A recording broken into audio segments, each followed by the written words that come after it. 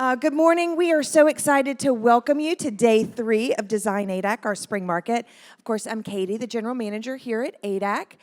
We have one last day of market, but there's still really important things in this event guide, as you all know who have been here for the last couple of days. Of course, we've events today. Want to make sure that you're attending everything you possibly can. So check out those events that are going on today, Thursday.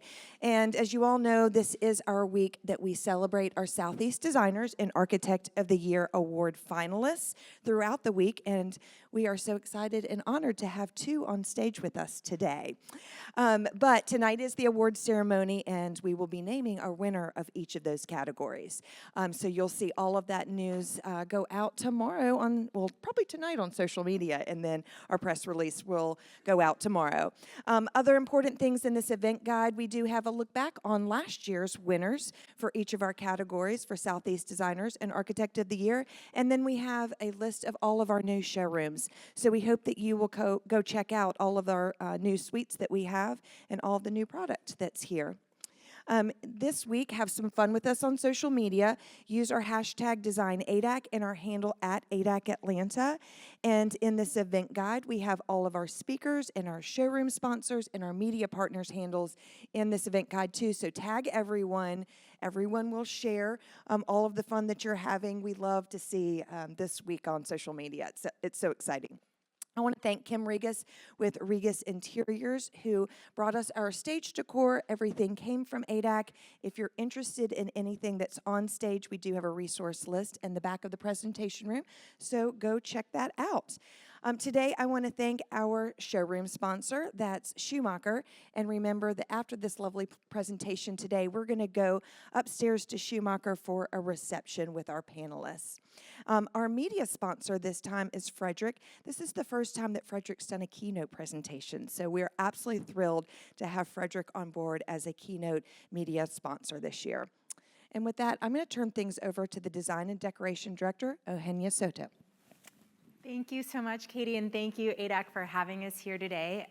So I am Eugenia Soto. I'm the style director at Frederic magazine, and I'm joined today by some very talented designers, Heather Chadduck Hillegas and Sally Wilkinson, and we're going to talk about process today. It's all about how a design project unfolds from the very beginning stages throughout the process and then wrapping up a project. So Heather Chadduck Hillegas is a decorator and textile designer known for her Southern-inspired interiors that blend tradition, comfort, and relaxed elegance.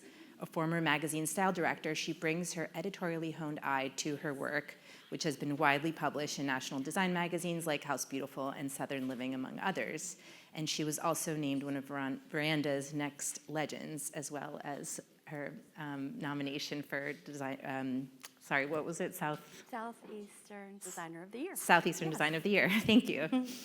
Her love of fine arts, antiques, and textiles began as a student at the Sorbonne in Paris, France, and led her to create a successful botanical-inspired fabric collection that is sold throughout the world.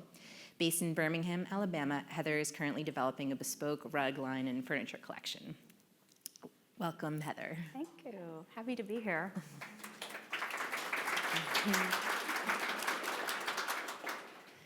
And then Sally Wilkinson is the founder of Sally Wilkinson Design, an interior design studio with offices in Atlanta and London.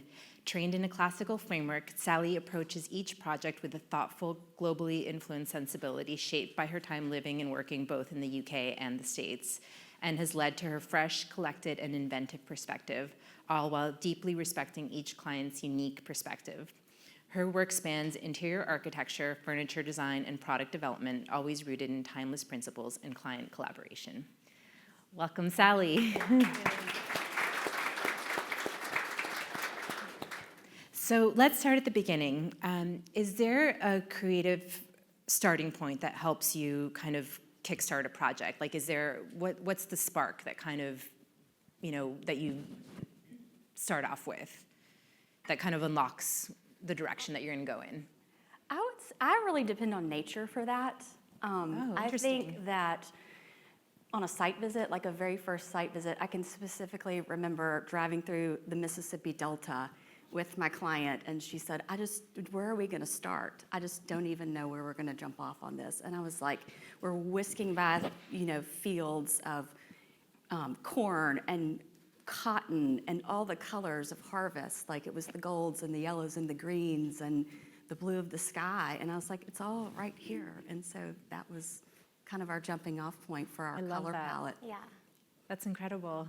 So poetic. Yes, and I love finding inspiration maybe from less obvious, more abstract settings like that. I think for me also, we spend a lot of time talking through with clients how they visualize themselves living in their home and in a specific setting, and that is always really inspirational, and we're able to take so much from that and make it concrete. Well, that perfectly leads into my next question, which is kind of about being rooted in time and place and how much the architecture and the setting will influence what you're doing. So how important is it to you in each of your projects? Heather? Oh, I think it's crazy important, yes. I mean, I love history, I love old homes, and I love new homes that feel like they are rooted in time and have many historical references. So, I mean, one of my favorite things is researching a project and learning the history of a place or an architectural style and learning as much as you can about that and trying to infuse, historical colors into the project or materials that would have been used 100 years ago. I think all of that narrates the look of the house. Incredible. Yeah, I think that's perfectly said. I think the architecture is definitely always the foundation and that we build on. And I think, in my opinion, the most successful interiors feel really symbiotic with their architectural setting. And having that research from the day one starting point is so nice to fall back on as you get in the weeds of a project, and that umbrella sort of helps guide, I think, the whole process.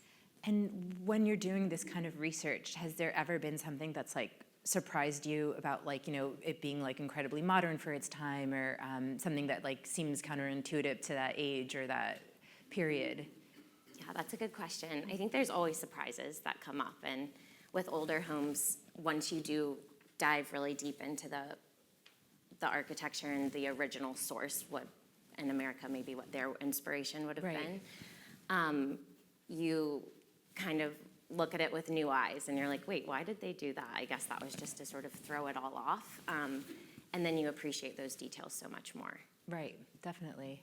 Sally and I have something in common, and that is our love for colonial Williamsburg. So Sally was born in Williamsburg, and I was lucky enough to be a designer in residence there for 2 years, and grew up in Virginia and visited a lot. And it was interesting. I grew up in a very, very traditional home with Queen Anne furniture and mahogany and chintz everywhere. And I kind of went away from that direction in my early career. And it wasn't until probably the last 10 years I've come full circle back to embracing all the beautiful antiques and loving pattern and loving chintzes and waxed linens and all of the things that I tried to steer from. But when I was So funny. given this house to live in for 2 years, my husband and I moved to Williamsburg, and it's the oldest residential dwelling there. It was built in 1695. And there are not a lot of books about it. And so I was on eBay buying every book on colonial Williamsburg, and 90% of them were Christmas decorating. I mean, it was like, oh my God, this is not what I was looking for. But it was interesting to see the things that were so familiar to me, like the white walls and the beautifully colored trims and the dark painted baseboards and soapstones for the countertops. And they're all the things that I love now, but I didn't really realize where that love started, and I think it is from all my time there. Yeah, and I think when you see something like that repeated through history, it makes you so confident to do it again in your own way, because you know it's worked. Right. And you know it's correct. You feel validated. Yes, yeah, exactly. So And it's also really interesting because I think all those things that you mentioned, like the chintz and the wax linens, like I think those as an editor are things at Frederic that we're starting to see really, having a moment now again as well. So you're right on trend. Yeah. Or maybe they were in 1695, who knows? Right, exactly, yeah. So you get a project, you start gathering inspiration, and then the client typically comes to you with their own inspiration. How do you kind of synthesize those two things and take in their perspective while still making it your own? I think, in today's world, clients 9 times out of 10 do come to us with so much imagery, Right. and there's so much exposure out there, which is great in so many ways. But I think it can also be such a runaway train. And so sometimes I really encourage them to first edit down images to like 4 or 5, and then we dig deeper in each of those images and really try to pull out of them what they love about it, and sometimes equally as importantly is what they hate about it. And that then we and I call it a conceptual phase. We spend so much time on the front end really thinking through more the feeling of the house, and along with the architecture, as we've talked about, how it's going to function and live in the right way for them. And I think those two things put together are the best way to start and the best foundation. Yeah, well said. We work in a very similar way. There's usually some imagery. And it's really important for them to annotate what it is about the imagery that they like, because they may send us a picture with, a purple rug, and I think, oh gosh, they want a purple rug, and they're like, oh no, it's the light fixture. So you really, really have to sit down with them and draw notes and be very specific about what it is about each image that they love. And it's a great way to establish a color palette for them. I feel like people usually want to live in the colors that they wear. And we even made visits and looked at people's closets before just to see, okay, you really do wear all black and white. Okay, what are we going to do with this? But yeah, it's really just getting to know the client. And also, I think we work with wonderful architects who also are involved in the imagery. And so I think that teamwork really makes a successful project. That's fantastic. I mean, it's a lot like the editing process for a magazine, as you well know, and I think sometimes it's so much, what you leave on the cutting room floor is as important as what you land on, because it kind of informs, the things you've said no to for a reason. I've always said it's as important to edit the room as it is. It's almost as important what you did not put in the room as what you did put in the room. Absolutely, and we should come back to that later when we talk about the wrapping up of a project. But switching gears a little bit, I'm curious to know how much of your process is kind of intuition versus something that's more structured, and do you have a series of steps that you take with the client at the beginning, at the front end, or is it a little bit more amorphous? What are each of your working processes like at that stage? For me, it varies differently. There are a lot of people who are very confident and saying, oh, I love this or I don't love this. And I can figure out pretty early on if they are confident enough in the beginning stages to speak their mind, because it is their house and they need to love it. And so the people that are a little more timid and maybe need to think about things, sometimes I'll just put a giant boat and tote full of wallpapers and carpet samples and fabrics and send them home with it and say, weed out anything that you don't like and make a note of anything you absolutely love. Okay. And that's great, because then they come in with maybe 10 or 15 fabrics, and you can very, very clearly see oh, they love blue and white, or they love stripes, and that's kind of where we jump off very early on. And when you do that for clients, do you tailor the tote to them? Absolutely. Okay. Yeah, so that's coming after a first visit when we walk through imagery. Okay, right, because it's not like you're making pencils. No. Every project has to be different. Right. And how about you, Sally? Yeah, I think it's absolutely the design for me is so intuitive and hard to put in a box. So I really do lean on a process that we've sort of fine tune as we work on more and more projects. And that keeps us on track and keeps deliverables. I think clients really appreciate getting a concrete deliverable and knowing when to expect that. So we sort of outline that in the very first introductory call and then really lean on that throughout, because I need that to rein me in, to be honest. But it also helps me to be more creative, to have those sort of stricter processes in place. Great, that makes sense. So moving on to the presentation part of the project, what does that process look like for each of you? And do you work with like physical boards, or are you sending things virtually? I imagine it's also client dependent a bit, but what's kind of like your standard process that you like to do for presentation? I definitely love to use the physical materials because what I've found, we have bulletin board, cork boards, portable cork boards, and a lot of times we will start with some of the favorite fabrics, and then we'll add companion fabrics and paint samples and imagery and just really anything that we need to create a room. And they're beautifully pinned with clear push pins. They have to all be clear. Spoken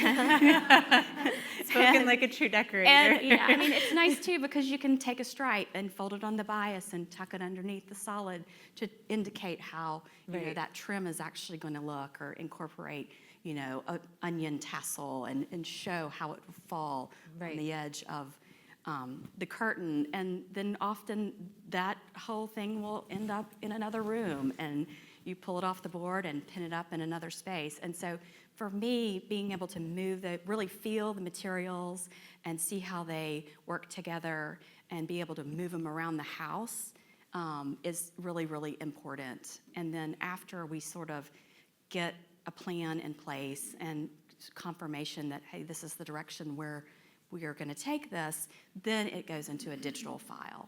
Okay. And we create online, like a digital mood board, which we can then share with the client, and they can carry it around, and then we keep all of the original samples in Amazing boxes. So Yeah, we work very similarly. I think you can't beat physical samples, and being able to touch and feel and move things around and have that flexibility is so important in the early design stages. And then similarly, we create kind of a living, breathing document that's a PDF that will circulate throughout the duration of a project and continue to be updated, and that just keeps everyone on the same page, I think, and helps manage expectations. And that's like our Bible we reference throughout the project. So it's a good yin and yang to have both the physical presentations and then have that digital one to fall back on. Definitely. And when you're doing these presentations, do you find that clients gravitate towards the physicality of it, or like the textiles? Like, it's like, I just feel like there's always something that's so soft and inviting about, things that are so tactile. Do they like kind of zoom in on those, or I imagine it's a bit client dependent too, whereas some people kind of want to see the full picture. But what would you say like is the thing that they'll first exclaim about? Yeah, I'm always so surprised by what clients sort of hold on to. And it's usually the smaller details that, to me, can sometimes feel redundant or like they're not important to include in the beginning, but then they really grab hold and light up with like seeing, the tiny unlacquered brass sample that's aged, and to see how their light fixture will age over time. I think it makes a big impact, and it's always surprising that that's what they like really hone in on. But Yeah, it's fun. I think that same for us. We had a client who was obsessed with everything being really soft. And so she would pick everything up and like rub it on her face and put it out. We had this joke about her. We're like, is she gonna nap on every surface in the house? And so we have this thing, we're like, oh, it's Wendy approved because it's soft and you can touch it and it's durable and all the things. So, and it's like we're doing a second home for her now, and she's back at it with the swatches on the face. I'm like, okay, whatever works for you. I hope you included some cats in that house. Yeah. And then in terms of like your bigger ideas, like when they're maybe a little bit more bold or risky, how do you get a client to kind of come along with you and be like, okay, yeah, I see this. Like, how do you convince them to embrace an idea that's a little bit more risky? Hard. Yeah, it is a hard question. It's hard. It's hard to do too. Yeah. I think I always stress to people, I think sometimes the scarier, bigger commitment choices are the most successful in the end. And they'll show up, again, in the early phases when they're showing us imagery, I can tell pretty quickly if they're going to be open to that or not. And then I think this is said a lot, but we are really strategic with where we make those commitments. And there's certain rooms that I know they'll be in every day, and I don't want them to get tired of after 5 or 10 years. Right. And so I think it's easier to pull off those commitments in secondary spaces that they don't use quite as often. And how can you tell when they're responding to the imagery? Like, is it just them being open to things that are bolder, or like what makes the light switch go on for you? Yeah, I think if they show me a dining room that's covered in wallpaper, I'm Okay. like, okay, they're up for this. Okay. But if it's a beautiful, cream and rust and brown dining room, then I'm like, okay, I may not show them the crazy chintz to go all over the walls or whatever it may be. So yeah, the images are worth their weight in gold for sure, because you can get a feel really quickly for how much they want to push the envelope. Right. So that initial stage is kind of really key to setting up for success for the project. Yes, yeah, absolutely. And how about you, Heather? Like Sally said, I feel like when you push someone in a direction, they may be a little apprehensive at first, but the riskier it is, they're usually the most proud of those spaces. Right. Because you pushed them a little bit out of their element, Right. and then they embraced it, and then they're like, okay, yes, that was the right thing to do. And I also think it takes trust. They have to trust you. Right. And sometimes that doesn't come into play until halfway through the project, and then you can really get bossy. Yeah. Have to do that. Yeah, and I think there's also, it's never, I have to remind myself of this, but it's never a rush. I think sometimes if I can tell they're hesitant, I'm like, look, let's paint this room a beautiful color, tape the wallpaper on the wall, and live with it for 6 months. Right. And if you keep coming back to it and you're drawn to it, then it's a good choice for you. But in the end, it's like you said earlier, it's their home, and the number one priority is for them to be comfortable in it and not looking around like, why did I let her do this to my dining room? Right. So you all kind of touched on this a bit earlier, but generally, do you find that clients are coming in much more design savvy than they used to? Like you mentioned, they come in with more images. It just seems like because there is so much information out there in the world and design has gotten more accessible for that reason. What do they come in with, or what kind of preloaded knowledge or imagery do you find that they bring in, and has it changed? The second part to the question is, has it changed how you approach the presentations because of that? Yeah, I've found that I'm amazed by what my clients come in with, and have really seen a shift, very specific vendors that they know they want to use that aren't necessarily easily accessible or that they would see in a shop walking down the street. But I find it really enriches the process and the collaboration. And at first it was like, whoa, how do you know what that is?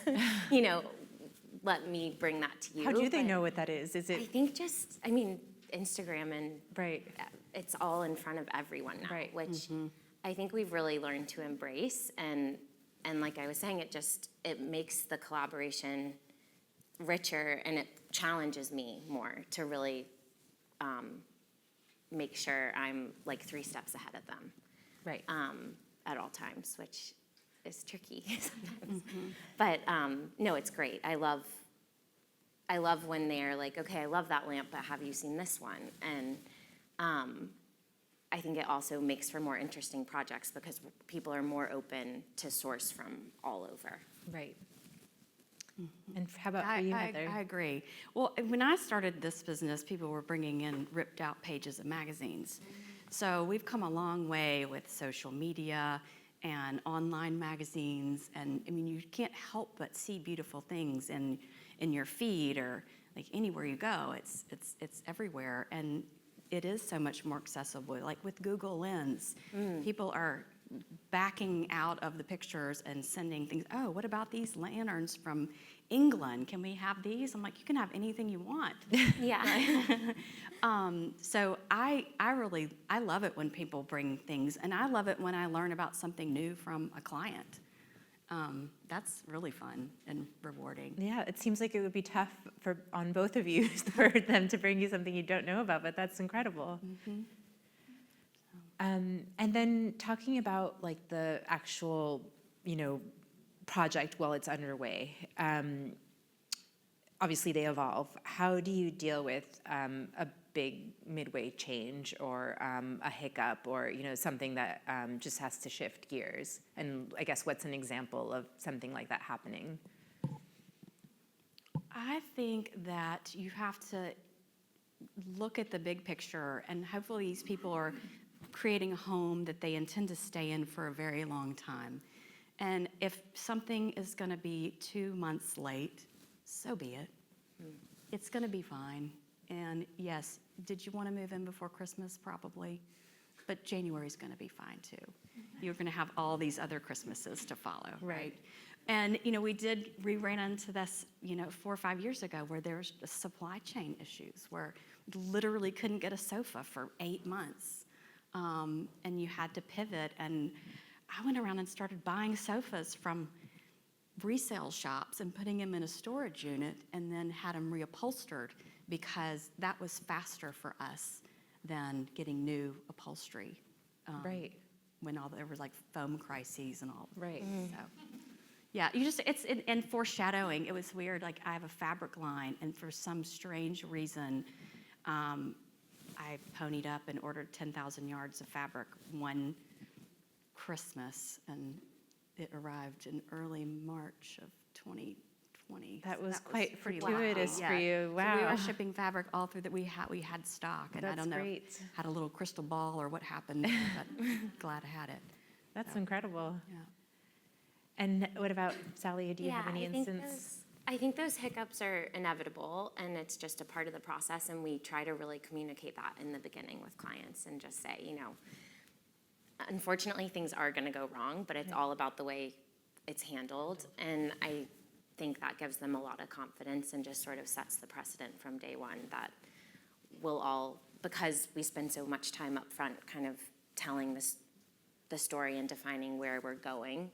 I think when those challenging things come up or you have to pivot, you have that to look to and sort of make an informed decision off of, and just communication. Right. And then switching gears a little bit, but a really important part of the design process, I think, and I think something that I've heard a lot of designers say that they really love and find enriching is working with artisans and craftspeople. Can you talk a little bit about your experiences and how that goes throughout the process and what you love about it, if you do? Yeah. Assuming you do. Yeah, I don't think we could do our job without the crafts and tradespeople we work with. And I think in a world where people are being fed all of this content, what the value designers bring to a project is that community of tradespeople and your relationship with them. And to be able to say, the curtains may come in 6 inches too long, but they're going to be fixed overnight and brought back, and they'll be perfect. And just having that to fall back on is huge. It completely takes a village to do this job. And I think, again, sharing that part of it with clients is so important, because a lot of the times they haven't been exposed to all the behind the scenes work and all the hands that touch, one blind or whatever it may be. And I think they enjoy that part of it and being educated about it.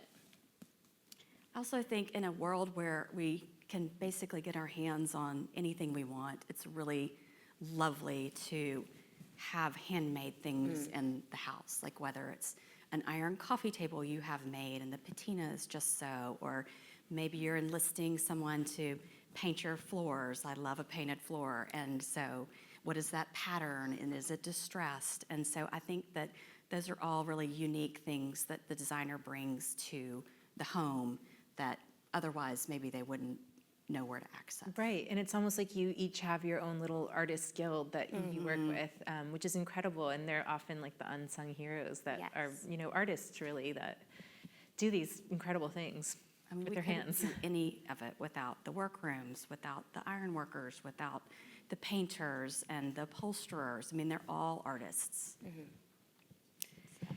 And then what about like design tricks or even like favorite pieces that you've used time and time again? Like, do you each have kind of like a trick up your sleeve that you like to use in and probably not every single project, but a lot of them that maybe has even become like a signature move?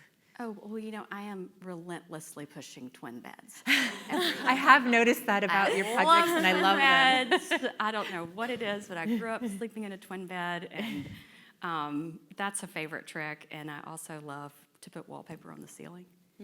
That's a great one. And you can always say, oh, well, it's the fifth wall, and it's a fourth as expensive as the whole room because it's up there. I've pinned a lot of your twin bedrooms for my own inspiration board, so they're great. Thanks. And what about you, Sally? Is there something like that that you like to use over and over again? Yeah, I feel like my office could answer this better than me. They're like, okay, stop doing that. But we definitely have our workhorses in terms of fabrics that we go to, and we know what will upholster beautifully and what will drape beautifully, and then sort of add in the fun ones on top of that. I've recently been really into interior windows. That's an example of something they're like, okay, stop putting an interior window in every project.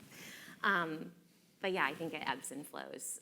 But it's nice to have those textiles that will stand the test of time, and you can really stand by the quality. Right, definitely, like the workhorses. Yes, yeah. And then what's a thing that you've learned to do or not do in the middle of a project that's made a big difference in how you work? Like, is there whether it's like a streamlining thing or a client handling thing that's like really, or even like a mistake that you've made that's kind of taught you to, do it another way for the future? We learned that you can't show enough visuals, and I have started to draw every single window treatment, like on the window it's going on, even just casually on trace paper, just to show the client exactly what to expect, because your definition of an outside mount Roman shade, that may look completely different in their head. And I think the more tools you have like that to illustrate exactly what's going to show up on the install day, the smoother everything goes. We've started creating a binder about halfway through the project, and it would contain every fabric swatch we've ordered, every wallpaper we've specified. It'll have the digital idea boards that we then print out and put in a sleeve, and we like wrap it up with a bow and hand it to the client. And it's nice because then they're not calling you constantly asking the paint color and, oh, what fabric are we putting in the master bedroom? And they have this book that they can then reference. And then it also helps them when they're organizing their own house or getting ready to move in. Right. Like they may like annotate where they're going to put certain pieces of art, or, oh, I'd really love to have sheets with a pink trim, or whatever that may be. It just helps them to also plan and know what everything is going to look like when they move in. That's such an incredible idea. And did you always do that from? No, it started with the lady who likes to touch the fabric. Yeah. So, but now we do it for everyone, and it's a lot of work because you're ordering 100 extra samples, and the thing ends up like this thick, and you can barely get the rings open and closed. But then once it goes out the door, it's like so satisfying. It's done. It kind of feels more concrete. Like okay, this is it. The less that's left to the imagination, I think, the better. That's an excellent tip. So moving on to post-installation, the final stage of layering and styling can be so transformative, as you know. How do you each approach it for a project to feel really complete, and what are the things that make a project feel complete to you? I am obsessed with the styling. It's really, really important. I feel like it's the last 10%. And it's hard to push the client to do that. because Right. it's an expense. It takes time. But I love to help people curate collections early on. And, when you're working on a project for 3 years and they tell you they like brown transferware, like I'm buying the brown transferware everywhere I go. Right. And so by the end of the project, there are boxes and boxes of it that go on install, and then, we fill up a cabinet. And it's nice because they have an instant collection. Right. And it feels like and sometimes they'll even add to that too, like, oh, Right. look what I found. And I think it makes it feel very personal for them. We do like a big install when they move in. Right. And then when we decide to photograph the home, we almost do like a second install where we come back in with like more pillows and cushions. Maybe we help them curate an art wall. Maybe where all the custom lampshades have finally arrived, that kind of thing. And I collect storage units as well. So a lot of times I will end up with a storage unit in the town where we're installing, and so I'm constantly stashing things in this place for when the photo shoot's coming, because smart. we can go load it up and bring it to the house. And I just think that all those little things that you can bring a huge van full of props and the house just eats them. Yeah. Right. So. And it sounds like it's something you're thinking about from the beginning of a project, because you're planning for those collections and you're thinking about the accessories and from the beginning, so it feels more intentional than an afterthought. Absolutely. Yeah. Yeah, we do the same thing, sort of. I always leave allowances for art and accessories in the initial budget. And a lot of the times projects take several years, and that allows us to organically collect things over time, and as we get to know the clients better and kind of see how things are shaping up with the bigger pieces. And I think that, like you perfectly said, the last 10% is so impactful, and it also takes so much effort, and so we'll bring more than we think we need and use it all every single time. But after you develop a more personal relationship with the client, it's so much easier to pull those accessories and pieces of art that will speak to them, as opposed to doing it from day one. And then 3 years later, when you're installing, you're like, wait, why did we, that's not what this needs. I think it feels less like instant decorating when you have the luxury of collecting it. Right. That's so interesting, because it is, the span of a project really is about 3 years, would you say? Probably. Depends, but Which yeah. is a good time, it's a good amount of time to collect as you go for that, setting yourself up for that initial or that final layer. Yes. Really. Yeah. So switching gears to thinking about photography, Heather, I know you have a stylist and editorial background, but when you're thinking about photography while a project is wrapping up and potential press coverage and even like social media, are you actively documenting the progress, or do you typically go in after and do photography? I'll document a little bit just for my own records, but we plan a big photo shoot and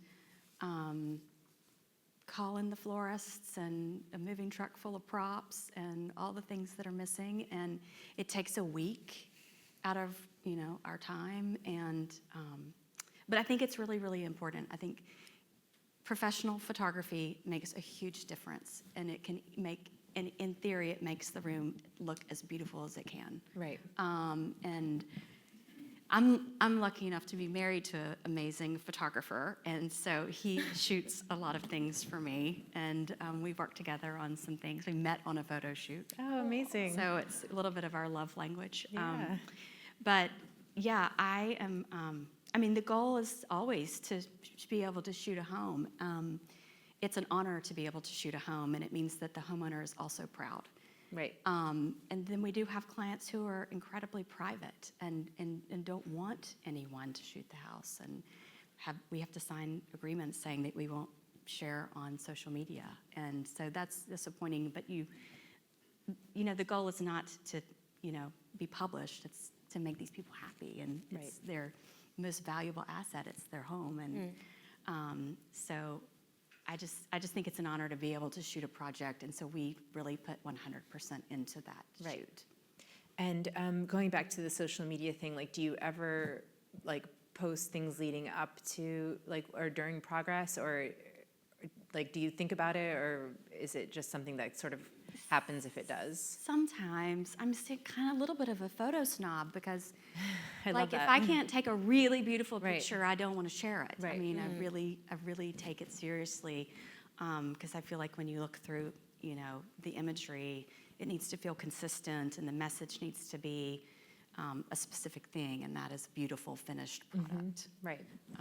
So I don't share enough. I don't think, but I also am a little timid about it. So. Great. And Sally, what about you? Yeah, I think I can't help but think about eventually photographing a project if the client's open to it during the process, but it doesn't drive decisions. It's more of like, I hope this, can happen eventually if everybody's open, because it is so invasive to their life Right. once they're finally in their house and you're like, I need a week without you here. But I mean, it's so valuable to designers to grow, and so important, and something I'm learning more and more about every day. I feel like I don't have it figured out by any means, but it's in my young business has been invaluable already. Definitely. And I think also Heather and I were talking about how like the difference between styling for the camera is so different than styling for a client.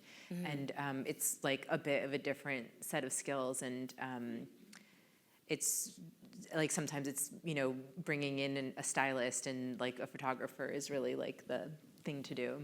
Yeah, I've really enjoyed working with a stylist. It's not, I think the whole PR part of this business is not my strength. And it was one of the first things I outsourced, and it was a scary investment, but has been really, again, valuable in terms of growth. And it's so fun to have a stylist come in on a project because they have these fresh eyes and they haven't been in the weeds for 3 years, and they shuffle things around, and it's so cool to see and kind of reawaken everything. Definitely. And then in terms of press coverage, is that something that you're thinking about while you're installing a project, or is it something like, I guess it depends on the client a bit as well, like what they're up for, but how do you think about press and like what you want to do with a project that you think should be in a certain magazine or just out there in the world?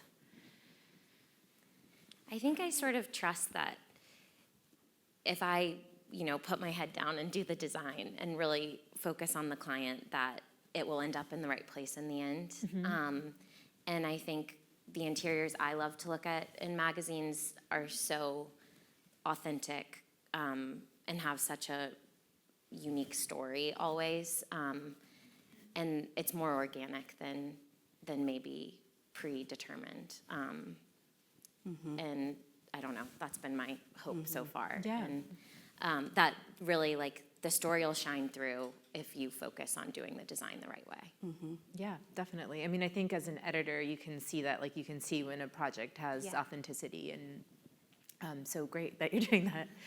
And what about you, Heather? I'm on the same page with that. I think you just do your best as a designer, and if you're making your client happy and they give you the permission to photograph, like, everyone's just doing the best job that they can. And if it ends up in the pages of a magazine, that's wonderful. Because we all speak with pictures, and so if you don't have the pictures to share, you can't draw in new clients and new projects. So Right. it really is a gift for them to allow us to do that. Right.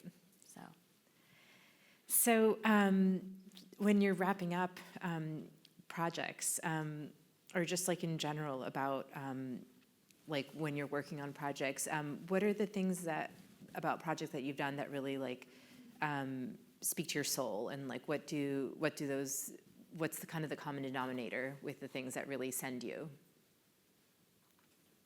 I feel really good when you gain the trust of the client, and it's the biggest icing on the cake when they become a friend.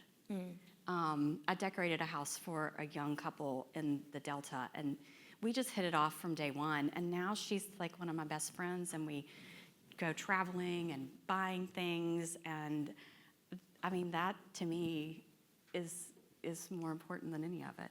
Yeah, that's amazing. Yeah. I love that. Yeah, I totally agree. I think trust is huge. And when trust is established, you sort of get in this really fun rhythm with the design, and there's a cadence to it that stands apart from other projects where you feel maybe micromanaged or you hit more communication challenges. And I think there's such a sweet spot, and definitely projects that I look back and that stand out because we were all just jiving Right. and loving the process. And having such a good time. Yeah. And the last question is, what advice would you give to designers that are starting out and kind of figuring out their project cadence, especially from like managing everything from the beginning to the end? Like if you could even look back to your younger self and give yourself that advice, what would it be? I think the advice I would give is what was given to me, and that's always to be true to yourself. It is intuitive, and everyone is born with their own style, and I think you have to. I mean, what I always say is I would never put anything in your house that I wouldn't put in mine. So I think guiding people in the right direction. But just stay true to your intuition. That's great it's advice. important. Yeah. I think for me, thinking through the process, I think with my small team, we spend so much time zooming out after a project and saying, okay, this worked really well. This didn't work well at all.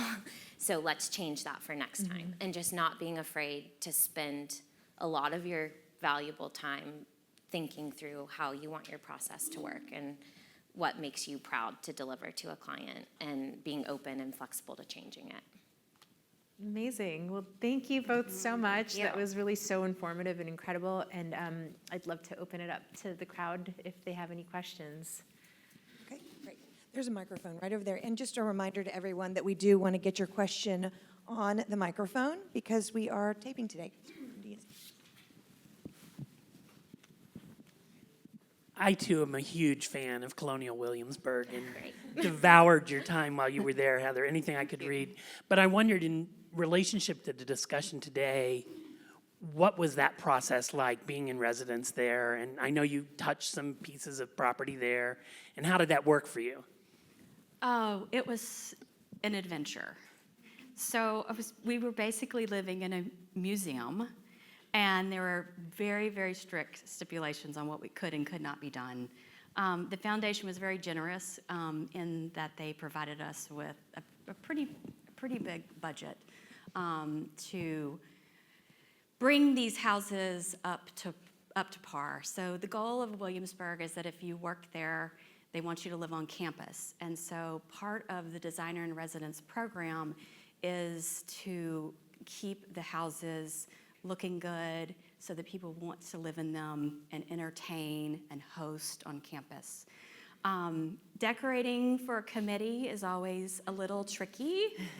And a lot of times you just had to smile and say, okay. It was very interesting to install at the house because everything had to be put in the walls by a curator. So this man would come in with this little chisel and he'd be like, oh, to make sure the wall is stable enough to receive a nail. And, I'm like, well, we're going to put 18 pictures up on this wall. So let's hope that works out. And then, like, window treatments, you couldn't put a nail, a screw in any woodwork. Wow. So we had to come up with really creative ways to dress the windows. But it was a very it was wonderful to live there. I mean, just think about the history and the amount of people that lived in this house over 400 years. There were ghosts. There were all kinds of weird things that happened when we lived there. I mean, some of the weirdest things that happened is that the rule there is if the door's open, you can go in. anywhere in Williamsburg, go through a gate, go through a door, whatever. And so people would be in the living room when I would get up in the morning, or faces smashed against the window. I mean, we were kind of living in a fishbowl, but it was kind of funny. So I really loved the process. I would do it again. It was an interesting timing because Schumacher launched a fabric line based on the archival fabrics and wall coverings at Colonial Williamsburg. So we were able to use those first time all through the house. And yeah, it was really a special time. I'm from Virginia, and being within 100 miles of all of my family for the 2 years was amazing. Yeah, did that answer your question? Yeah, okay. And Okay, my question was with regards to installation day. Who pays for all the collecting you do while you're working on your project? The client. And how do you work that out? We also, like Sally said, we do an accessories line item, and we just sort of create a budget for each room, and so just keeping track of it and logging it all in. We use a really great program called Studio Designer, and it takes a while to get the hang of it, and I actually don't have the hang of it, but thank goodness people in my office do. And every time I buy things, I take a picture of the receipt, and it all goes into an invoice for the client, so they can reference it all, and it usually works out. Yeah, I'm maybe not quite that organized. I have been living in London for the past 5 years, and we'll go to a flea market in a field, literally, and pack up a suitcase and bring it here and sort of take objects around to different clients' houses and hold them up. And it truly is collecting and on my dime at first, and then I eventually sell them to the client if it's the right fit. So it's sort of like keeping a little backlog of inventory that's always at my fingertips, and it's really great to have for installs. Sounds fun, too. It's really fun. It's really fun. Sometimes I live with them for a little while. let me get her, and then I'll come into you. Kudos to the design community for the creativity you all showed during COVID, when it took intuition and hard work, a lot of blood, sweat, and tears. But with the crystal ball that Heather mentioned, how do you see these tariffs and what lies ahead affecting product flow and pivots you anticipate? We'll just have to see what happens. I mean, we face challenges all the time,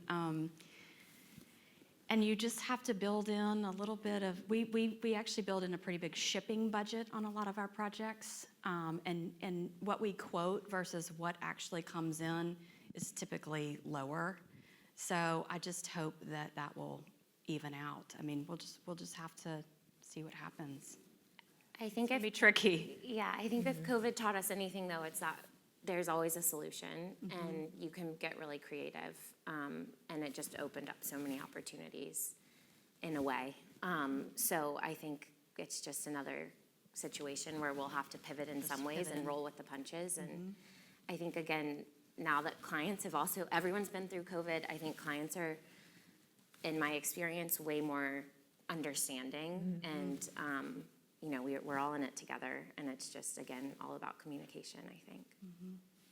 It's a great answer. Great answers. We do print in the U.S. Our fabrics are printed in Pennsylvania, Rhode Island, and Mississippi.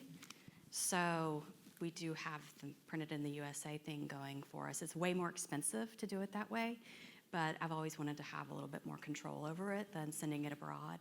And the only place we really ran into trouble was with getting our Belgian linen to the U.S. But I think our mills have fired in a couple of 10,000 yard bolts last week. So hopefully we'll get ahead of it again. I don't know. Thank you all for coming. That was so informative. My question, I was wondering about your photography, your process with photographing projects, because I was speaking to a young designer last night, and she said, oh, no, we attach it to the installation. She said we add 3 extra days and we go in and photograph it before they move in. And then she said, we sort of leave it candles burning. And I thought, oh, that is really an interesting idea. I've always needed, I feel like, more time to get artwork, to get it fine-tuned. And I was curious if you all have been trying to attach it to the installation or waiting, because these look, your work is the work is beautiful, but it also looks like it is, it certainly doesn't look like it's done right at installation. So I'm curious if you're able to pull that off. I have not attempted that. I've not attempted that either. Don't plan on it. I think you need to settle into the house, and things move around, and it just ends up for the best. And I also think, I mentioned earlier that we do our big install, which gets people moved in, and they live there, and sheets on the bed, and silverware in the drawers, and cabinetry style. But there are those human elements that, to me, make a house a home. Someone asked, what's the best prop in a house? And I think it's a pet. Yeah. I think a dog makes a house complete. And so just living in that space, and I love it when there's the floors get a little bit worn and the countertops get a little bit worn. And I think things I feel more relaxed that way. Mm-hmm. And so I really like to step back and wait at least 6 months or a year before we do a big photo shoot. So, yeah. And just to pipe into that too, as an editor, if the photos ever do eventually make their way to press pitches to us, we've rejected projects based on it not feeling lived in. I think and that's what, I think I can speak for many magazines, is I think that extra layer and the lived-inness and the patina, those are all things that we want to see editorially, because it just makes it feel more complete and whole. I can totally see how that would be convenient to do, but I found it's 2 totally different ways of using my brain, the installation versus the photo shoot. And I think it would be really hard to pull off. Yeah, it's impressive. Hi, I'd like to thank Heather and you and Schumacher for a treat that I've enjoyed, and I just wanted to share. There is a video, I think, on the Schumacher channel of the Williamsburg project, with you going through the house and explaining and the process and the finish, and it's just delightful. Mm-hmm. It's on YouTube on the Schumacher channel. Thank you. Thank you. Thank you for that. I think we have time for one last question. I, too, am a big Williamsburg fan.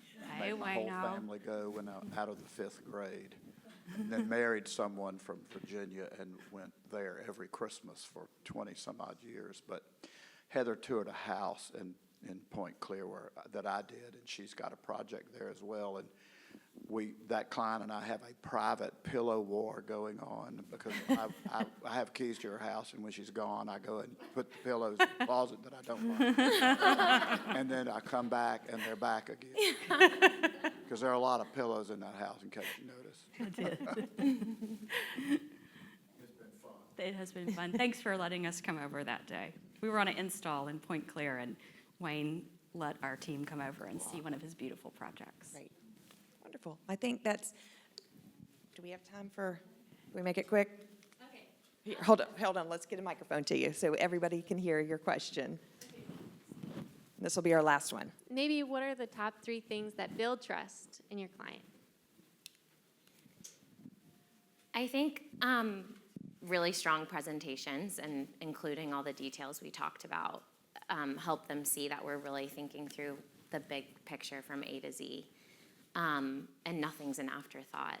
I think that's a big one, just the quality of the presentation.